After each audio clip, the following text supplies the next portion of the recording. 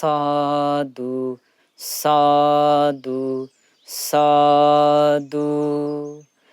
නමස්කාර වේවා බුදුරුවනට සැමදා බුදු හිමි සරණ යමි.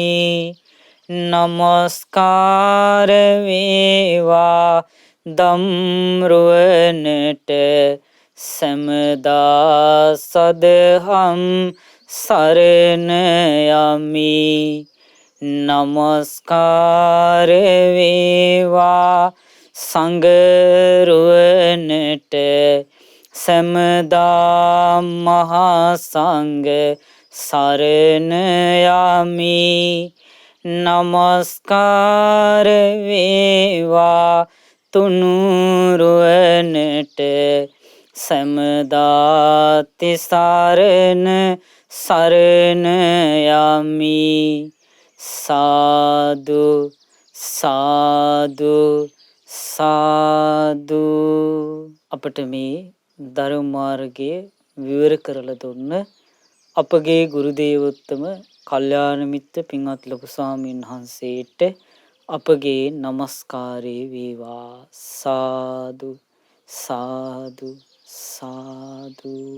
පින්බර අරුණෝදය සදහම් දේශනාව සඳහා අනුග්‍රහකත්වය දරන්නේ චන්ද්‍රා ටයර් සෙන්ටර් අගලවත්ත පාර බදුරලිය යන ලිපිනී පදිංචි පින්වත් චන්ද්‍රිකා මුතුකුඩාරච්චි මහත්මිය සහ සුනිල් ප්‍රේමචන්ද්‍ර මහත්මයා ඇතුළු ඒ පින්වත් පිරිස විසින්.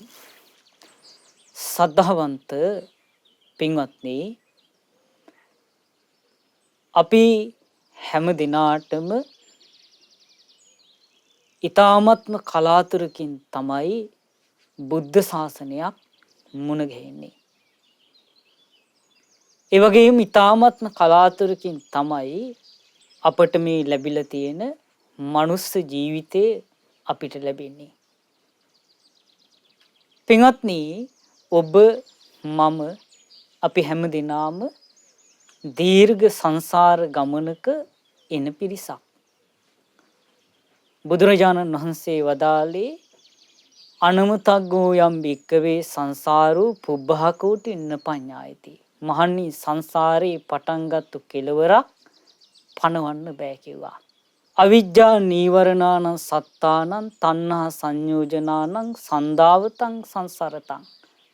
උන්වහන්සේ වදාලා අවිද්‍යාවෙන් වැහිලා තණ්හාවට බැඳිලා මේ සත්‍යයා ඉපදිමින් මැරිමින් එන මේ සංසාර ගමනේ කෙලවරක් පණවන්න බෑ කිව්වා.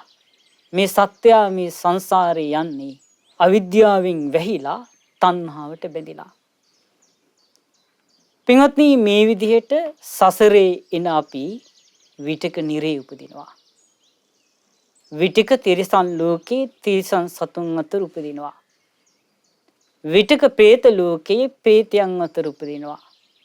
විතක මනුස්ස ලෝකේ මනුස්සයන් අතර උපදිනවා. විතක දිව්‍ය ලෝකේ දිව්‍යයන් අතර ගිහිල්ලා උපදිනවා. මේ විදිහට සුගති දුගති ලෝකවල ඉපදෙමින් තමයි ඔබ මම අපි හැමදෙනාම මේ සසර ගමන ඉන්නේ. පින්වත්නි, අපි මේ සසර ගමනට ඇදලා දාන අකුසල මූලයන් තුනක් තියෙනවා. පළවෙනි අකුසල මූලය තමයි රාගී නැමැති, එහෙම නැත්නම් ලෝභේ නැමැති අකුසල මූලය. දෙවෙනි අකුසල මූලය තමයි දේශේ නැමැති අකුසල මූලය. තුන්වෙනි අකුසල මූලය තමයි බුදුරජාණන් වහන්සේ වදාලා මෝහය නැමැති අකුසල මූලය. මේ රාගය, දේශය, මෝහය නිසා තමයි පින්වත්නි අපි සසරට වැටෙන්නේ. පින්වත්නි, මේ රාගයේ, දේශයේ, මෝහයේ නිසා අපේ ජීවිතේට අනතුරු සිද්ධ වෙනවා. අපේ මෙලොව ජීවිතේටත් අනතුරු සිද්ධ වෙනවා. පරලොව ජීවිතේටත් අනතුරු සිද්ධ වෙනවා. අපි ජීවිතේ දුකට ඇදලා දාන්නේ මේ අකුසල මූලයන්.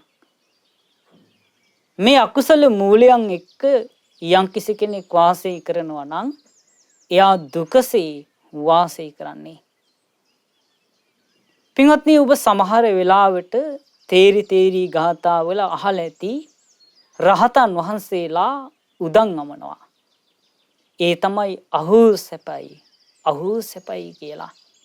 පින්වත්නි, ඒ විදිහට රහතන් වහන්සේලා උදන් අමන්නේ උන්වහන්සේලා තුළ සිහි කරද්දී රාගේ නැති බව, දේශේ නැති බව, මෝහේ නැති බව උන්වහන්සේලා සිහි කරද්දී උන්වහන්සේලා තුළ මහා සැපයක් හට ගන්නවා. එතකොට තමයි උන්වහන්සේලා උදන් අමන්නේ අහෝ සැපයි කියලා.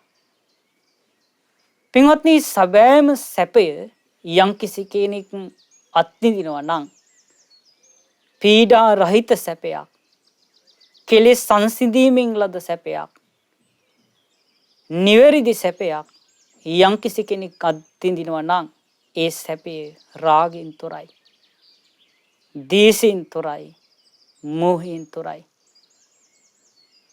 පින්වත්නි, රාග, දේශ, මෝහත් එක්ක මේ මිනිස්සයා වාසය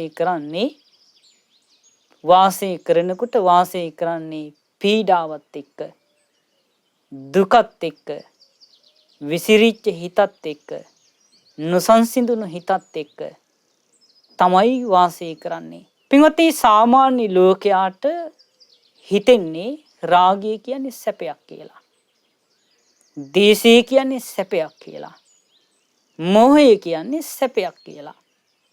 ඒකට හේතුව තමයි සාමාන්‍ය ලෝකයා සැපේ කියලා දන්නේ රාගයත් එක්ක එකතු වෙලා ලබන සැපේ, දේශයත් එක්ක එකතු වෙලා ලැබෙන සැපේ, මෝහයත් එක්ක එකතු වෙලා ලබන සැපේ. හැබැයි ඒ කට්ටිය වාසය කරන්නේ දුකසේ. Taman දුකසේ වාසය කරනවා කියලා දන්නේ නැහැ. ඇයි? ජීවිතයේ අවිද්‍යාව නැමැති මහා ඝන අන්ධකාරයෙන් ජීවිතේ වැහිලා තියෙන නිසා. පින්වත්නි, මේ ලෝකේට බුදු කෙනෙක් පහළ වෙලා අපට කියලා දෙනවා රාගය කියන්නේ හිතට තියෙන කිලුටක්, දේශය කියන්නේ හිතට කිලුටක්, මෝහය කිලුටක්. රාගයේ උපක්ලේශයක්, දේශයේ උපක්ලේශයක්, මෝහයේ උපක්ලේශයක්. උන්වහන්සේ අපට ධර්මයේ දේශනා කරන්නේ රාගේ ප්‍රහාණය කිරීම පිණිස, දේශේ ප්‍රහාණය කිරීම පිණිස, මෝහේ ප්‍රහාණය කිරීම පිණිස, සැබෑම සංහිඳියාව සංසිඳීම ඇති කර ගැනීම පිණිස, සැබෑම සැපය ඇති කර ගැනීම පිණිස. ඉතින් පින්වත්නි, බුදුරජාණන් වහන්සේ තමයි අපට පෙන්වලා දුන්නේ රාගයේ තියෙන අනතුර, දේශයේ තියෙන අනතුර, මෝහයේ තියෙන අනතුර. පින්වත්නි, රාගය මුල් කරගෙන මිනිස්යාට සුගති සැපය හදලා දෙන්නේ නැහැ. දේශය මුල් කරගෙන, මෝහය මුල් කරගෙන මිනිස්යාට සුගතිය උපත කරා යන්න සැපය හදලා දෙන්නේ නැහැ. මේවා මුල් කරගෙන කෙනෙකුට මේ දුකෙන් ඈතර වෙන්නත් බෑ. මේවා මුල් කරගෙන මිනිස්යා දුකටමයි වැටෙන්නේ. ඉතින් අපි අද මේ හිමිදිරි උදෑසන මේ රාග, දේශ, මෝහ කියන මේ අකුසල මූලයන්ගෙන් පින්වත්නි අපි දේශය ගැන පොඩ්ඩක් ඉගෙන ගනිමු. දේශය කියලා කියන්නේ පින්වත්නි අපේ ජීවිතේට මහා කිලුටක්. අපිට අපේ ජීවිතේ සැපසේ වාසය කරන්න පුළුවන් ස්වභාවය නැති කරන්නේ දේශයයි. අපේ ජීවිතේ නොයේ දුක් කම්කටොළු වලට අපි ඇදලා දමන්නේ මේ දේශය. දේශය කියලා කියන්නේ පින්වත්නි අපි හැම වෙලාවෙම කිපෙනවා, ගැටෙනවා, අමනාප වෙනවා, දුෂ්ට හිත් ඇති කර ගන්නවා. මේකට තමයි දේශය කියලා කියන්නේ. ක්‍රෝධය ඇති කර ගන්නවා, වෛර බැඳ ගන්නවා, එකට එක කරනවා. මේ හැම එකක්ම දේශයට අයිති. පින්වත්නි, අපි දවස පටන් ගත්ත වෙලේ ඉඳලා සමහර අයගේ ස්වභාවය තමයි එයා නැගිට වෙලාවෙ ඉඳලා කිපෙනවා. පුංචි කාරණේ ඇති එයාට කිපෙන්න. සමහර වෙලාවට තමන් වැඩපොළ කරනකොට කිපෙනවා. සමහර වෙලාවට තමන් එක්ක නිවසේ වැඩ කරන අය අතින් පුංචි හරි එකක් සිද්ධ වුණොත් එහෙම මෙයා කිපෙනවා. ඒ වගේම සමහර වෙලාවට යා බස් එකේ යද්දී කෝච්චියේ යද්දී යම්කිසි කාර්යයක් මුල් කරගෙන කිපෙනවා. සමහර වෙලාවට වාහනයක යද්දී වාහනේ හිමින් ගියත් කිපෙනවා. වේගෙන් ගියත් කිපෙනවා. සාමාන්‍ය විදිහට ගියත් හිත කිපෙනවා. මේක තමයි හිතේ ස්වභාවය. ගෙදර ඉන්නකොට කෙනෙක් හොඳ කළත් කිපෙනවා. නරක දේ කළත් කිපෙනවා. මුනා කළත් හිත කිපෙන ස්වභාවයෙන් යුක්තයි. සමහරලාට වැඩට ගියාම කෙනෙක් මොන හරි කිව්වමත් කිපෙනවා. මේ හිත මේ විදිහට කිපෙන ස්වභාවයෙන් යුක්තයි. ඉතින් පින්වත්නි, මේ විදිහට අපේ හිත කිපෙන නිසා තමයි, අමනාපය ඇති වෙන නිසා තමයි, දුකටපත් වෙන නිසා තමයි, ගැටෙන නිසා තමයි අපි සසරේ ඉන්නේ. ඉතින් බුදුරජාණන් වහන්සේ අපට පෙන්වලා දුන්නා මේන්න මේ තරහා යන ස්වභාවය නැති කරගන්නේ කොහොමද කියලා. ඉතින් භාග්‍යතුන් වහන්සේ තමයි තරහ දුරු කරන විදිහ අපිට පෙන්වලා දුන්නේ. බුදුරජාණන් වහන්සේ වදාලා සමහර අයට මෙන්න මේ විදිහට තරහ යනවා කියනවා. අතීතේ මට මෙහෙම වැඩ කළා කියලා අමනාපය ඇති වෙනවා කියනවා. හිත ගැටෙනවා කියනවා. ඒ වගේම දැන් මේ වර්තමානයේ දැන් මට මෙහෙම කරනවා කියලා, මේ අයහපත කරනවා කියලා හිත කිපෙනවා කියනවා. ඒ වගේම අනාගතේ මෙයා මට මේ විදිහට අයහපත කළා වී කියලා හිත කිපෙනවා කියනවා. තමන් උදෙසා තුන් විදිහකින් කිපෙනවා. ඒ වගේම තමන්ගේ පියමනාපය ඉන්නවා. ඒ අයට යම්කිසි කෙනෙක් අයහපත් දෙයක් අතීතයේ කළා නම් මගේ හිතවත් කෙනාට මේ කෙනා මේ විදිහේ දෙයක් කළා නේ කියලා හිත කිපෙනවා. ඒ වගේම තමන් එක්ක පියමනාප වාසය කරන කෙනෙකුට කෙනෙක් මේ මොහොතේ යමක් කළොත් මගේ පියමනාප කෙනාට මේ කෙනා මේ දේවල් කළා කියලා හිත ගැටෙනවා. ඉතින් බුදුරජාණන් වහන්සේ වදාලා ඒ වගේම හිත ගැටෙනවා කියනවා මගේ පියමනාප කෙනාට මේ දේවල් මෙයා අනාගතේ කරાવી කියලා හිත ගැටෙනවා කියනවා. ඔන්න දැන් හිත ගැටෙන හය ආකාර විදියක් බුදුරජාණන් වහන්සේ කියලා දුන්නා. ඒ වගේම භාග්‍යතුන් වහන්සේ පෙන්වලා දුන්නා සමහර වෙලාවට හිත ගැටෙනවා කියනවා තමන්ට අප්‍රිය අමනාපය ඉන්නවා. ඔන්න එහෙම කෙනෙකුට අතීතයේදී කෙනෙක් උදව් කරනවා. උදව් කළා. මේ උදව් කළාට පස්සේ මේ කෙනාට හිතෙනවා කියනවා මේ මට අහිත කරපු මට අයහපත කරපු මේ කෙනාට මේ කෙනා මේ විදිහේ හොඳ දේවල් කළා කියලා අරයා කෙරෙහි කිපෙනවා කියනවා. ඒ වගේම වර්තමානයේ Tamanට අයහපත කරන කෙනෙකුට යම්කිසි කෙනෙක් උදව් කළොත් එහෙම ඒකටත් කිපෙනවා කියනවා. ඒ වගේම අනාගතේ උදව්වක් කරන්න බලාපොරොත්තුෙන් ඉන්නවා නම් මේක දැනගත්තට පස්සේ ඒකටත් කිපෙනවා කියනවා. මේ විදිහට පින්වත්නි තමන්ට කළත් අනුන්ට කළත් තමන්ට අහිත කරන අයට කළත් එය අපේ හිතේ ස්වභාවය තමයි කිපෙන ස්වභාවය. ගැටෙනවා, අමනාපකම් ඇති වෙනවා. මේක පින්වත්නි අපේ ජීවිතේට අනතුරක්. මේ අනතුර තමයි අපි දේශය මුල් කරගෙන සෙනිකව තීරණ ගන්නවා. සමහර වෙලාවට තරහ ගියාම සමහර අයට මේක පාලනය කරගන්න බෑ. එයා කරන්නේ මොකද්ද කියලා එයා දන්නේ නැහැ. එයාට සිද්ධ වෙන අයහපත දන්නේ නැහැ. එයාට විඳින්න තියෙන දුක් කරදර ඒ වෙලාවට එයාට පේන්නේ නැහැ. ආවේගින් ක්‍රියා කරලා එයා තමන්ගේ ජීවිතයට බොහෝ හානි සිද්ධ කරගන්නවා.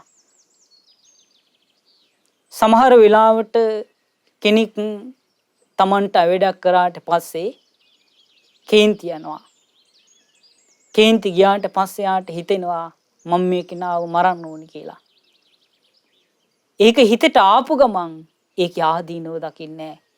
මුකුත් හිතන්නේ නැහැ. තමන්ට වෙන හානිය, අනිත් කෙනාට වෙන්න තියෙන හානිය, තමන්ට මෙලොවදී විඳින්න තියෙන දුක, ඊළඟට යාට පරලොවදී විඳින්න තියෙන දුක, මේ කිසි දෙයක් එයාට පෙහෙන්නේ නැහැ.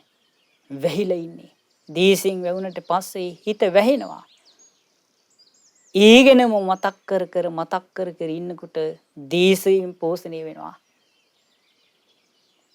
පින්වත්නි, ඊට පස්සේ කෙනා මොකද කරන්නේ?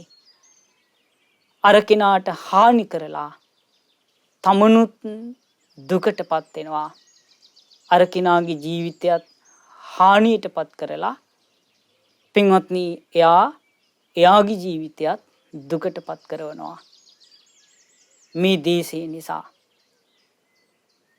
සමහර අය බුද්ධ කාලේ හිටියා දේශය මුල් කරගෙන තමන්ගේ ජීවිතේට මේ දේශයෙන් ක්‍රියා කරලා බොහෝ පව් කරගත්ත උදවිය. කල්ප ගණන් දුක් විඳින උදවිය. මේ සුළු මොහොතකට සුළු දෙයයි කරන්නේ. හැබැයි කල්ප ගානක් නිරා දුක් විඳිනවා. එනිසා දේශය කියලා කියන්නේ අපිට අතිශයින්ම භයානක දෙයක්. එනිසා දේශය කියන එක අපි හැම වෙලාවෙම දුරු කරන්න ඕනි දෙයක්. මෛත්‍රී හිත වාසය කරන්නට ඕන. මෛත්‍රී හිත පුරුදු කරන්නට ඕන. පින්වත්නි, මෛත්‍රිය තුලින් Tamanට සැනසීමමයි ලැබෙන්නේ. බුදුරජාණන් වහන්සේ වදාළේ දේශ කිරීමෙන් වෛරයෙන් මේ වෛරය සංසිඳෙන්නේ නැහැ. යම්කිසි කෙනෙක් අපිට වෛර කරනවා නම් අපි වෛරය නොකිරීම තුල ඒ වෛරය සංසිඳලා යනවා. එනිසා මේ ලෝකයේ සැපය වෛර නොකිරීමමයි. ක්‍රෝධය ඇති කර ගැනීම දුකසේ වාසය කිරීමක්. ක්‍රෝධයෙන් වාසය කරන කෙනාට නිදා ගන්නවත් පුළුවන් කමක් නැහැ. මේ ක්‍රෝධයෙන් යුක්ත කෙනාට පින්වත්නි අනිත් අය කොයි විදිහට හිටියත් වැරදි. ක්‍රෝධ කරන කෙනාට කෙනෙක් සුවසේ නිදාගත්තත් ඒකත් එයාට පේන්නේ දෙයක්. ක්‍රෝධයෙන් වාසය කරන කෙනාට කෙනෙක් දියුණු වුණත් ඒකත් එයා ක්‍රෝධය ඇති කරගන්නේ. ඒ වගේම කෙනෙක් හොඳට මේ කෑම කාලා හොඳට අනුභව කළත් ඒක දිහා බලා ඉන්නත් බෑ. හොඳට ඉගෙන ගත්තත් ක්‍රෝධ කරන කෙනෙක් හොඳට ඉගෙන ගන්නව දැක්කත් ඒකටත් ක්‍රෝධ කරනවා. ක්‍රෝධය කියලා කියන්නේ බුදුරජාණන් වහන්සේ වදාලා විස මූලයක්. පින්වත්නි, ක්‍රෝධය අපිට අහිත පිණිසමයි පවතින්නේ. දැන් බලන්න බුද්ධ කාලේ හිටියා කෝකාලික කියලා භික්ෂුවක්. මෙයා පින්වත්නි ධනවත් පවුලකින් පැවිදිච්ච කෙනෙක්. මෙයා පැවිදි වෙලා එක්තරා පන්සලක වාසය කළා. වාසය කරද්දී ගමට ආවා සාරිපුත්ත මොග්ගල්ලාන මහරහතන් වහන්සේලා. උන්වහන්සේලා ඇවිල්ලා ඒ ගමේ වස් වැසුවා. වස් 3 මාසේ වාසය කරනකොට කෝකාලික භික්ෂුවට කිව්වා අපි ඇවිල්ලා ඉන්න වග කිසි කෙනෙකුට කියන්න එපා. අපි ඔබට අනුග්‍රහ කරන්නම්. කුමකින්ද අනුග්‍රහ කරන්නේ? අපි ඔබට ධර්මයෙන් විනයෙන් අනුග්‍රහ කරන්නම්. ඒ වගේම ඔබත් අපිට අනුග්‍රහ කරන්න කිව්වා. ඔබ කරන අනුග්‍රහය තමයි මේ කිසිම කෙනෙකුට අපි නම් කියන්න එපා කිව්වා. දැන් සාරිපුත්ත මොග්ගල්ලාන මහරහතන් වහන්සේලා වැඩම කරලා ඉන්නවා කියලා කියන්න එපා කිව්වා. ඊට පස්සේ මේ කෝකාලික භික්ෂුවත් මේකට කැමති වුණා. ඔන්න සාරිපුත්ත මහරහතන් වහන්සේ මොග්ගල්ලාන මහරහතන් වහන්සේ මේ අසත්පුරුෂයාට ධර්මයේ කියලා දුන්නා. ධර්මයේ කටපාඩම් කෙරෙව්වා. ධර්මීය අයට කියලා දුන්න හොඳටම. ඊට පස්සේ පින්වත්නි අර කෝකාලිකත් කාටවත් කිව්වේ නෑ සාරිපුත්ත මොග්ගල්ලාන මහරහතන් වහන්සේලා වැඩම කරලා ඉන්නවා කියලා. ඊට පස්සේ සාරිපුත්ත මොග්ගල්ලාන මහරහතන් වහන්සේලා දෙනම් ප්‍රමුඛ ඒ භික්ෂු සංඝයා ඒ වස් කාලේ ඉවර වෙලා මොකද කළේ? උන්වහන්සේලා ඒ ගමින් නික්මිලා චාරිකායි වඩින්න පිටත් වෙන්න ගියා. ඊට පස්සේ කෝකාලික භික්ෂුව ඒ ගමේ ඉන්න මිනිසුන්ට ගිහින් කිව්වා අන්න සාරිපුත්ත මොග්ගල්ලාන මහරහතන් වහන්සේලා ඇවිල්ලා ඉන්නවා. ඔගොල්ලෝ දැක්කේ නැද්ද කියලා ඇහුවා.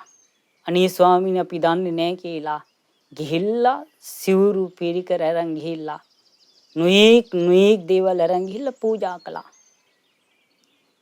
කෝකාලික භික්ෂුවට ආසාවක් ඇති වුණා මේ දේවල් ගන්න ඕනේ කියලා. කෝකාලික මොකද කළේ? මේ දේවල් වලට ආසාවෙන් වාසය කළා. මම මේ දේවල් ගන්නවා. මේ දේවල් මට දීවි කියලා.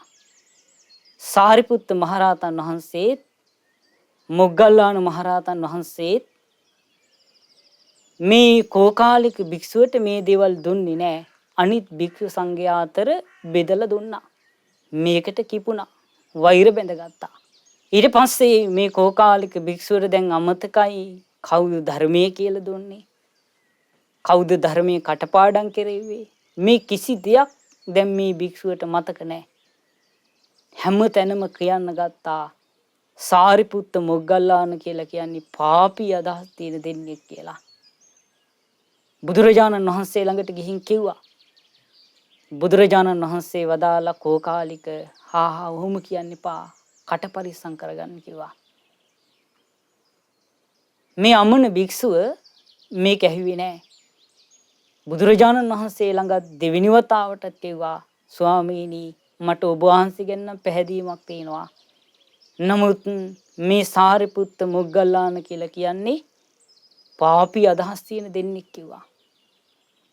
තුන්වෙනි වතාවත් කිව්වා බුදුරජාණන් වහන්සේ මේ කෝකාලිකට කිව්වා ඔක අස් කරගන්න. ඔබ සමාව ගන්න කිව්වා මේ දෙනමකින්. මේ දෙන්න සුපේසල ශික්ෂාකාමී භික්ෂුන්. ඇහුවේ නෑ.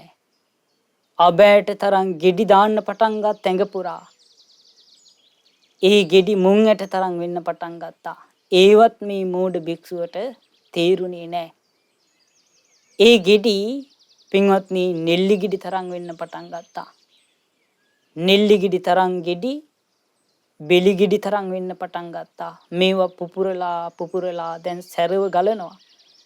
ගඳ ගහනවා. ඒවත් මේ භික්ෂුවට තේරෙන්නේ නැහැ. ඊට පස්සේ අනාගාමී බ්‍රහ්මීක් ඇවිල්ලා කිව්වා මේ ඔබ සාරිපුත්ත මොග්ගල්ලාන කෙරෙහි හිත පහදවා ගන්න කිව්වා. මේ කිනා මේ කිපුණ එක අත්හැරියේ නෑ. ඔබ කවුද කියලා ඇහුවා. මම බ්‍රහ්ම රාජයෙක් කිව්වා. එහෙනම් ඔබේ වැඩක් බලා ගන්න කිව්වා. කටේ කෙටේරියක් ඇතිව ඉපදුන තැනැත්ත නුඹමයි වෙනසින්නේ කියලා යන්න ගියා. දීසින් මැරුණා. ගිහිල්ලා පදුම නිරේ උපන්නා. අදටත් පදුම නිරේ ඉපදිලා. ඒකේ ආයුෂ මෙච්චරයි කියලා මිනිස් සංඛ්‍යාවලින් කියන්න පුළුවන් කමක් නැහැ. බුදුරජාණන් වහන්සේ පදුම නිරේ විස්තර කෝකාලික සූත්‍රයේ සුත්ත නිපාතේ විස්තර කරනවා. ඔබ බලන්න ඒ නිරේ විස්තර. මොකද්ද මේ තරහා ගැනීම නිසා? අපි තරහ ගන්නකොට අපි බලන්නේ නැහැ එයා තුල තියෙන ගුණය. අපි බලන්නේ නැහැ එයා තුල තියෙන අගුණය. සමහර වෙලාවට අපි ගුණවතුන්ට අපහාස කරලා නින්දා කරලා අපි බොහෝ සෙයින් දුක් විඳිනවා. දැන් බලන්න පින්වත්නි බුදුරජාණන් වහන්සේගේ කාලේ වැඩ හිටියා මේ එක්තරා ගණිකාවක්. ඒ ගණිකාව පින්වත්නි බුද්ධ ශාසනය නිසා භාග්‍යතුන් වහන්සේ නිසා ඒ දේවල් සියල්ල ඇතහැරලා බුදුරජාණන් වහන්සේගේ ශාවිකාවක් බවට පත් වෙලා පින්වත්නි උතුම් සෝහාන් ඵලයට පත් වෙලා මෙරිලා ගිහිල්ලා දෙවිලෝ උපන්නා. මේ ගණිකාවක් වෙන්න හේතුව තමයි කාශ්‍යප බුද්ධ කාලේ මෙයා භික්ෂුණියක් අවුරුදු 20000ක් සිල් රැක්කා. එක්තරා රහත් තෙරණියකට කිපුණා ගණිකාවක් කියලා කිව්වා. බොහෝ කාලයක් අවුරුදු 20000ක් සිල් රැක්කත් වැඩක් නැහැ. දූෂිත හිතින් උතුම් කෙනෙකුට අපහාස කිරීමේ විපාකයේ හැටියට ගිහිල්ලා නිරේ ඉපදුන අවුරුදු 1000 ගාණක්. බුද්ධාන්තර කල්පයක් නිරේ ඉපදුනා. මනුස්ස ලෝකයේ ඇවිල්ලා ඉපදුනා ගණිකාවක් වෙලා. බලන් කර්ම විපාක පිටිපස්සෙන් එන හැටි. එනිසා මේ දේශය කියලා කියන්නේ සුළුපටු දෙයක් නෙවෙයි. ඒ වගේ අතීතයේ අපිට බොහෝ කරුණු බුද්ධ දේශනාවට අනුව පෙන්වන්න පුළුවන් දේශයේ තියෙන අනුතුරු. පින්වත්නි, දේශය අපිට අනුතුරක් කියලා අපි තේරුම් ගන්නට ඕන. අනුතුරක් කියලා තේරුම්ගෙන අපි තරහා නැති කරන්නට ඕන. තරහ නැති කරන ක්‍රම බුදුරජාණන් වහන්සේ ආඝාත පටිවිණය කියන සූත්‍රයේදී භාග්‍යතුන් වහන්සේ අපට පෙන්වලා දුන්නා. බුදුරජාණන් වහන්සේ වදාලා අපිට තරහ ඇති වෙනකොට, කේන්ති යනකොට, ගැටෙනකොට, කිපෙනකොට පින්වත්නි වඩන්න කිව්වා මෛත්‍රිය. ඒ කිනාට මෛත්‍රී කරන්න කිව්වා. වෛර නැත්තේක්කෙත්වා, තරහ නැත්තේක්කෙත්වා, දුක් පීඩා නැත්තේක්කෙත්වා, සුවසේ ජීවත් වෙත්වා කියලා මෛත්‍රිය වඩන්න කිව්වා. මෛත්‍රිය වඩනකොට මේ තරහා නැති වෙලා යනවා. එහෙනම් වෛරී දුරු කරන්නට එක උපක්‍රමයක් තමයි මෛත්‍රිය කියලා කියන්නේ. පින්වත්නි, අපිට තරහා යන්නේ බුදුරජාණන් වහන්සේ වදාලා පටිග නිමිත්තත් අයෝනිසෝ මනසිකාරයත් නිසා. ඔන්න ගැටෙන නිමිත්තක් තියෙනවා. අපි කරන්නේ නිමිත්ත අරගෙන අනුවණින් කල්පනා කර ඉන්නවා. එතකොට නූපන් දේශي උපදිනවා. ඉපදිලා තියෙනවා නම් දේශයක් අන්න ඒක වැඩි වෙනවා. ඒක දුරු කරන්නට මොකද කරන්නේ? අපි පටිග නිමිත්ත වෙනුවට මෛත්‍රී නිමිත්ත ඇති කරගෙන ඒක නුවණින් විමසන්නට ඕන. නුවණින් විමසනකොට අර තරහා බැහැර වෙලා යනවා. දුරු වෙලා යනවා. එහෙනම් තරහා දුරු කරගන්නට අපිට තියෙන එක උපක්‍රමයක් තමයි මෛත්‍රිය කියලා කියන්නේ. නිසා මෛත්‍රිය හොඳට පුරුදු කරගන්නට ඕන. ඒ වගේම පින්වත්නි, අපිට තරහ යනකොට අපි කරුණාව උපද්දව ගන්න ඕන. අනිත් අයගේ දුක දැකලා හිත කම්පා වෙන හිතක් ඇති කර ගන්නට ඕන. ආන්නෙහිම හිතක් ඇති කරගත්ත කෙනාටත් තරහ දුරු කර ගන්නට පුළුවන්. තරහ නැති වෙලා යනවා. ඒ වෙලාවට අපි කරුණාව ඇති කරගත්තොත් අපි තුල තියෙන තරහ අමනාප ස්වභාවය දුරු වෙලා යනවා. ඊළඟට බුදුරජාණන් වහන්සේ දේශනා කළා තුන්වෙනි කාරණේ හැටියට උපේක්ෂාව දිනු කරගන්නට කිව්වා. තරහ නැති කරගන්නට උපේක්ෂාව වඩන්නට කිව්වා. මධ්‍යස්ත වෙන්න කිව්වා. මධ්‍යස්ත වාසය කරනකොට උපේක්ෂාව දිනු කරගන්නකොට යාට උපේක්ෂා සිතින් බලනකොට තරහ අමනාපේ තිබුණා නම් ඒ තරහ අමනාපය දුරු වෙලා යනවා. ඊළඟට පින්වත්නි, දැන් අපි කාරණා 3ක් ඉගෙන ගත්තා. ඒ තමයි පළවෙනි කාරණේ මෛත්‍රිය ඇති කරගන්නට කිව්වා. දෙවෙනි කාරණේ කරුණාව ඇති කරගන්නට කිව්වා. තුන්වෙනි කාරණේ උපේක්ෂාව දිනු කරගන්නට කිව්වා. හතරවෙනි කාරණේ තමයි බුදුරජාණන් වහන්සේ වදාලා ඒ ගැටීම් ඇති වෙන කරුණු නොසිතීම. ඒ වගේ මෙනෙහි නොකිරීම. බුදුරජාණන් වහන්සේ වදාලා ඒ කාරණය මෙනෙහි කරන්න එපා කිව්වා. හිතන්න එපා කිව්වා. අපි මේ ගැටීම් ඇති කරන කාරණේ තියෙනවා නම් යමක් මුල් වෙනවා නම් ඒ කාරණේ හිතන්නේ නැත්තම් නොසිතා ඉන්නවා නම් එයා තුළ මේ තරහ අමනාප ස්වභාවය දුර වෙලා යනවා. එනිසා අපිට ගැටීම් ඇති වෙන කාරණේ අපි නොසිතා ඒක බැහැර කරන්නට ඕන. ඒක මෙනෙහි කරන්නේ නැතුව බැහැර කරන්නට ඕන. මෙනෙහි කරනකොට තමයි අපේ හිතේ මේ දේශය උපදින්නේ. අසවල් කෙනා මට බැන්න අය, අසවල් කෙනා මට පහර දුන්න අය, මගේ දේ පැහැරගත් අය, මට මේ විදිහට අකටයුතුකම් කළාය කියලා සිහි කරන්න අපි තුල අමනාපය, දුෂ්ට හිත, තරහා මේ දේවල්මයි අපි තුල ඇති වෙන්නේ. එනිසා අපි හිතන්නේ නැත්තම් අනේ මේ කෙනා මට අමනාප දේවල් කළා, මට පහර දුන්නා, මට බැන්නා, මගේ දේ පැහැරගත්තා, මට අයහපත කළා කියලා අපි හිතන්නේ නැත්තම් නොසිතා ඉන්නවා නම් මේ තරහ අමනාපේ දුර වෙලා යනවා. පින්වත්නි, ඒ වගේම ඊළඟට බුදුරජාණන් වහන්සේ දේශනා කොට වදාලා ඊළඟ කාරණේ තමයි හිතන්න කිව්වා. තමන් කර්මයේ උපස්ථානය කරගෙන ඉන්නේ. කර්මයේ තමයි සුවකීය දේ කරගෙන ඉන්නේ. කර්මයේ තමයි අපි දායාදේ කරගෙන ඉන්නේ. කර්මයේ තමයි ඥාතියා කරගෙන ඉන්නේ. කර්මයේ තමයි පිළිසරණ කරගෙන ඉන්නේ. කර්මයයි අපි මේ දායාදේ බවට පත් කරගෙන ඉන්නේ. හොඳ හෝ වේවා නරක හෝ වේවා යම් කර්මයක් කරයිද ඒක අපිට දායාදේ වශයෙන් ලැබෙනවා. හොඳ දේ වැපරුවොත් හොඳ දේ ලැබෙනවා. නරක දේ වැපරුවොත් නරක දේ ලැබෙනවා. මේ විදිහෙන් අපි සිහි කරනකොට අපි තුල තරහ නැති වෙලා යනවා.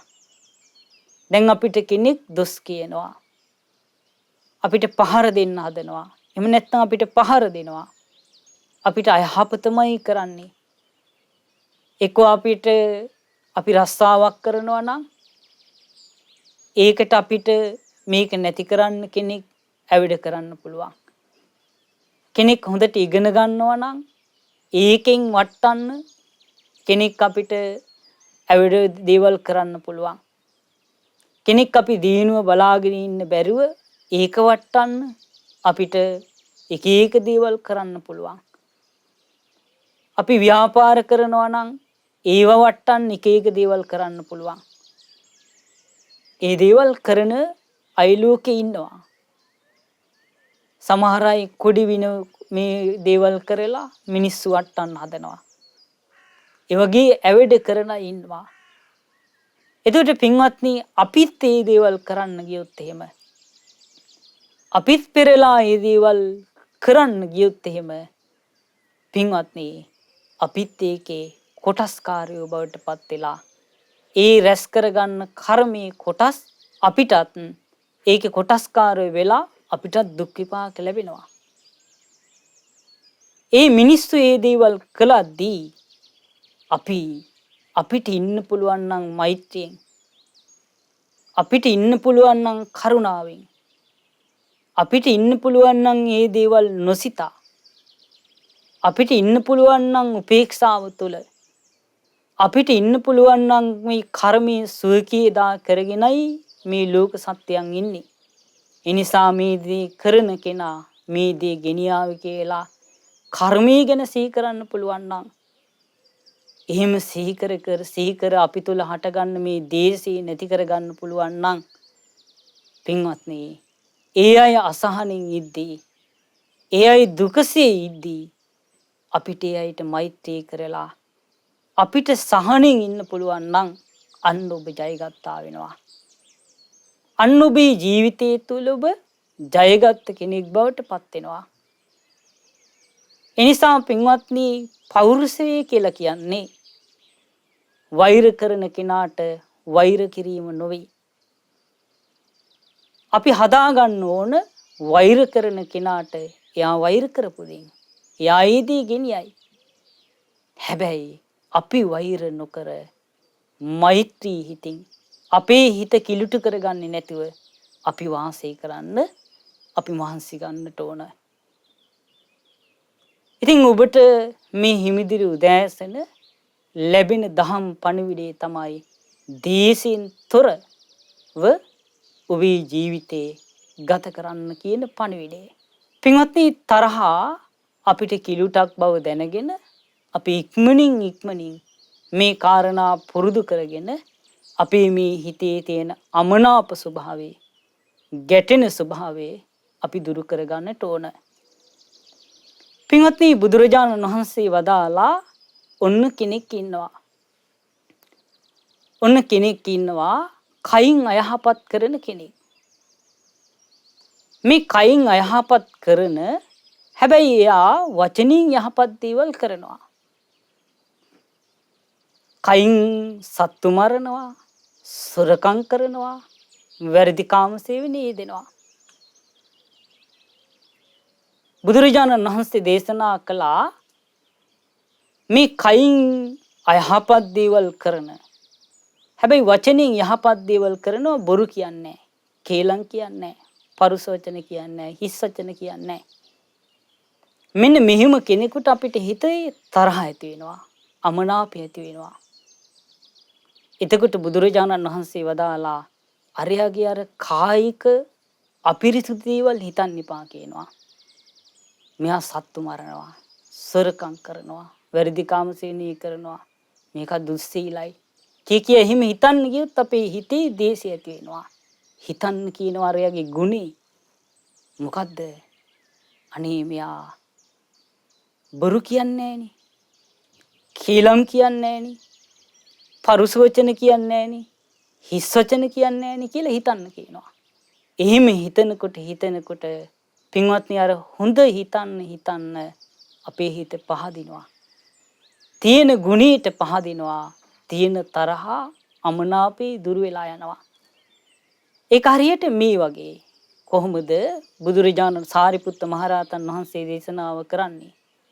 උන්වහන්සේ දේශනා කරනවා හරියට මේ වගේ කියනවා. ඔන්න භික්ෂුවක් ඉන්නවා පාංශකූල සිවුරු දරන. මේ භික්ෂුව පාංශකූල රෙදි කඩ සොයන්න උන හතරමං හන්දියකට යනවා. මේ ගියාට පස්සේ රෙදි කඩක් හම්බ වෙනවා. එතකොට මේ භික්ෂුව මොකද කරන්නේ? පිරිසිදු රෙදි කෑල්ල ගන්න.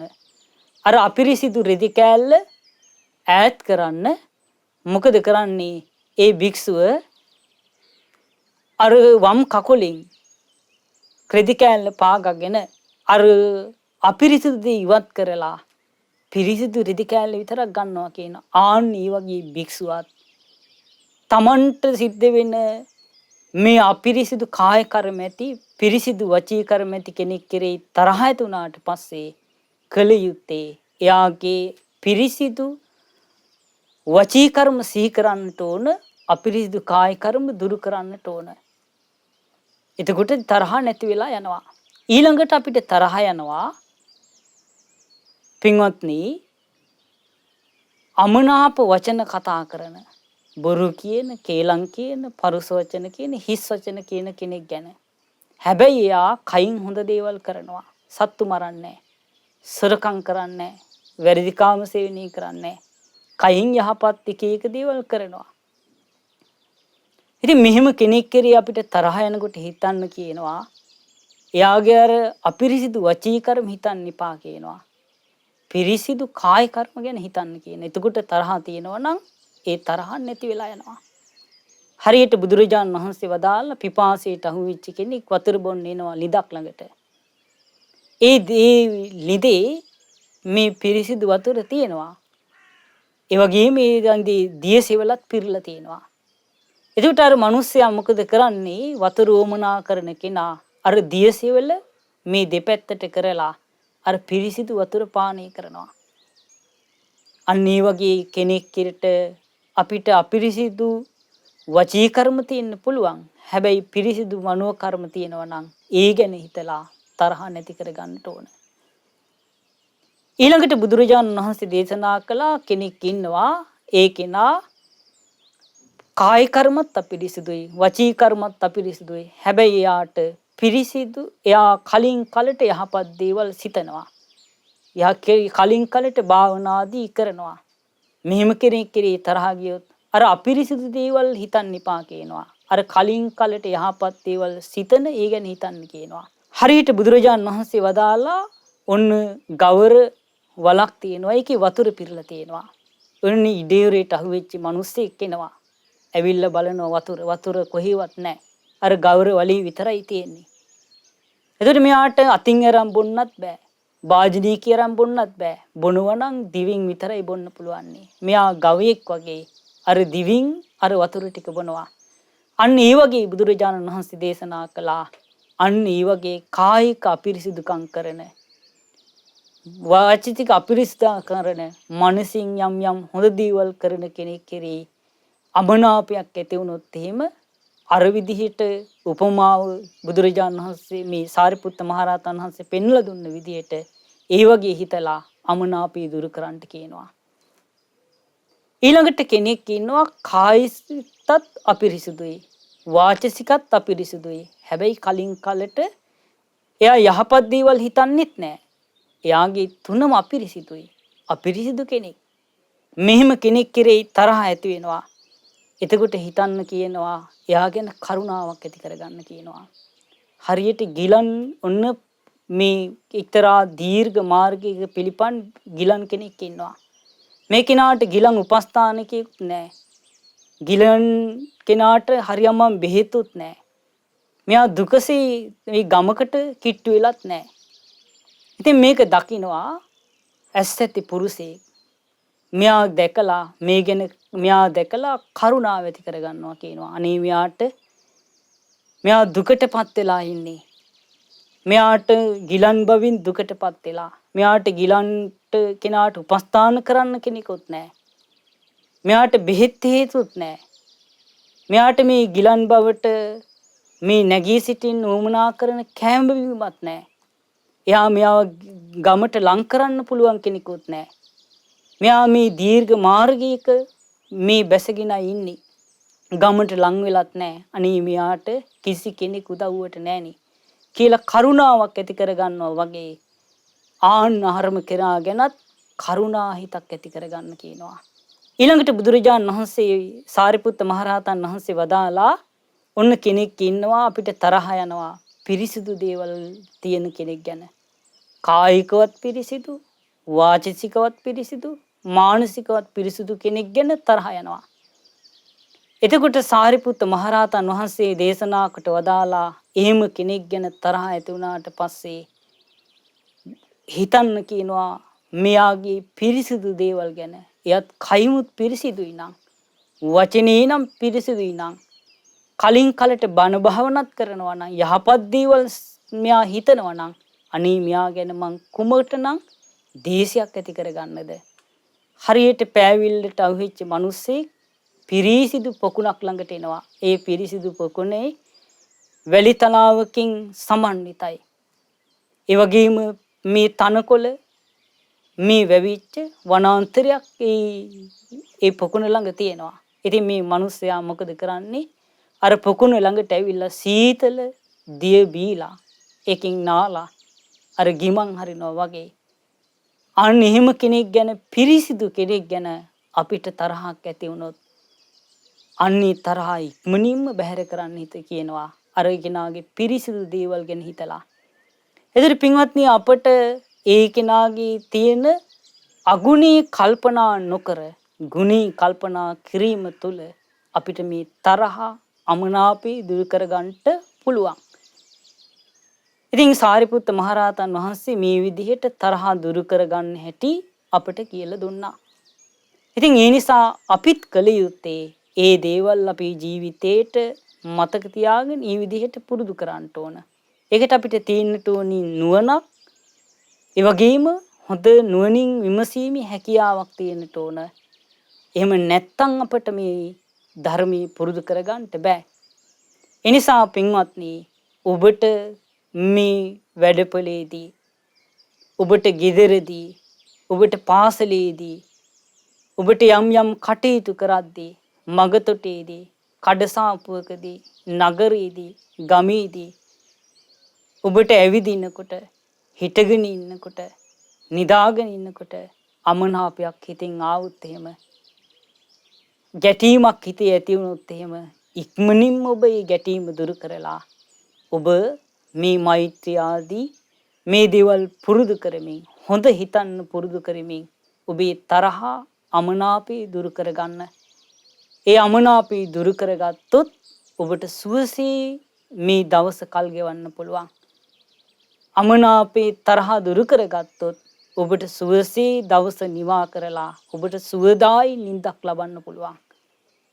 එහෙම නැත්තම් දීසෙන් තරහින් පුපුර හිටියොත් එහෙම එයාගේ මේ පින්වත්නි යාට අවලස්සන රූපයක් ලැබෙන්නේ හේතු වෙනවා.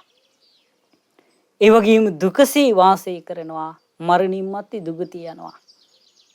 ඒ නිසා මේ ජීවිතේ සතුටින් වාසය කරන්න පරලොව සුගතිය ඉපදෙලා සතුටින් වාසය කරන්න ලස්සන රූපයකට ඔබ කැමති නම් ඔබ කළ යුත්තේ මෛත්‍රී හිතින් වාසය කරමින් තරහ දුරු කරමින් ගැටනික දුරු කරමින් අමනාපී දුරු කරමින් මෛත්‍රියෙන් වාසය කිරීම. ඒ නිසා ඔබටත් මෛත්‍රී හිතින් වාසය කරන්නට ඔබටත් වාසනාව උදා වේවා. සාදු සාදු සාදු. අද මේ ධර්ම දේශනාව සඳහා අනුග්‍රහයත්තේ දරන්නේ චන්ද්‍රා ටයර් සෙන්ටර් අගලවත්ත පාර බදුරුලිය යන ලිපිණේ පදිංචි පින්වත් චන්ද්‍රිකා මුතුකුඩාරච්චි මහත්මියත් සුනිල් ප්‍රේමචන්ද මහත්මයා ඇතුළු ඒ පින්වත් පිරිස විසින්. ඉතින් අපි රැස් කර ගන්නට යෙදුන සියලුම පුණ්‍ය ධර්මයන් අපේ පළමුවෙන්ම අනුමෝදන් කරමු. සියලුම පින් කැමති දෙවියන්ට සියලු දෙවියෝ මේ පින් දැක බලා සතුටින් අනුමෝදන් වෙත්වා. දිව්‍යංගි දිව්‍ය සීසුරු වර්ධනය කරගනිත්වා. දිව්‍යෝද අමා මහ නිවනින් සැනසෙත්වා. සාදු සාදු සාදු. රැස් කර ගන්නට යෙදුණු සියලුම පුණ්‍ය ධර්මයන් අපගේ ගුරු දේවෝත්තම කල්යාණ මිත්‍ර පින්වත් ලොකු ස්වාමීන් වහන්සේටත් මහමුණා වාසී සියලු ස්වාමීන් වහන්සේලාටත් පින්වත් අනගාരികා මෑණියන් වහන්සේලාටත් පැවිදි අපේක්ෂක සියලු දූ පුතුන්ටත් මේ පින් අනුමෝදන් වෙත්වා. ඒ හැම දිනාටද චතුරාර්ය සත්‍ය ධර්මය අවබෝධ කර ගැනීමේ වාසනාව උදා වෙත්වා. සාදු සාදු සාදු. රැස් කර ගන්නට යෙදුන සියලුම පුණ්‍ය ධර්මයන් මේ මිය පරලොව ගිය ඊඑච් මුතුකුඩාරච්චි පියාණන්ටත් මහින්දසී මුතුකුඩාරච්චි සොහිරාට කුමුදුනි මුතුකුඩාරච්චි සොහිරියට ඒ වගේම පැලඳේ චන්දා නිවසේ විසූ පරණ දාස පියාණන්ට සහ එම මෑණියන්ටත් ඒ වගේම මේ ධර්ම දේශනාව සඳහා දායකත්වයේ සැලසූ නන්නයිරින් උදව් උපකාර කළ සියලු දෙනා නමින් මේ පරලොව යන්නට යෙදුන සියලු ඥාතීන්ට මේ පින් අනුමෝදන් වෙත්වා. ඒ ඥාතීන්ගේ පරලොව ජීවිත සැපෙන් සැපයටපත් වෙත්වා. සසර දුකින් අත මිදෙත්වා. සාදු සාදු සාදු. ඒ වගේම රැස් කර ගන්නට යෙදුන සියලුම පුණ්‍ය ධර්මයන් චන්ද්‍රිකා මුතුකුඩාරච්චි මහත්මියට සුනිල් ප්‍රේමචන්ද මහත්මයාට ඒ පවුලේ සියලු දෙනාට මේ පින් අනුමෝදන් වෙත්වා. ඒ වගේම මේ ධර්ම දේශනාව සඳහා ඒ දායකත්වයේ දරූ සියලු දෙනාටමත් උදව් උපකාර කළ සියලු දෙනාටමත් මේ පින් අනුමෝදන් වෙත්වා. ඒ වගේම මේ ධර්මයේ ශ්‍රවණය කළ ඔබ හැම සියලු දෙනාට මේ පින් අනුමෝදන් වෙත්වා. ඒ වගේම සද්ධා මාසික ධර්ම දාන සමාජික සියලු දෙනාට මේ පින් අනුමෝදන් වෙත්වා. සද්ධා කාර්ය මණ්ඩලයේ ඒ සියලු පින්වතුන්ට මේ පින් අනුමෝදන් වෙත්වා. ඒ හැමදෙනා නිදුක් වෙත්වා, නිරෝගී වෙත්වා, සුවපත් වෙත්වා, චිරජීවනයේ ලබත්වා. ඒ හැමදෙනාටද උතුම් චතුරාර්ය සත්‍ය ධර්මය අවබෝධ කර ගැනීමේ වාසනාව උදා වෙත්වා. සාදු සාදු සාදු. හැමදෙනාටම තෙරුවන් සරණයි. නමෝ බුද්ධාය. මෙවැනි වටිනා ධර්මදේශනා ශ්‍රවණය කිරීමට ශ්‍රද්ධා ඩේලි YouTube චැනලය සබස්ක්‍රයිබ් කරන්න.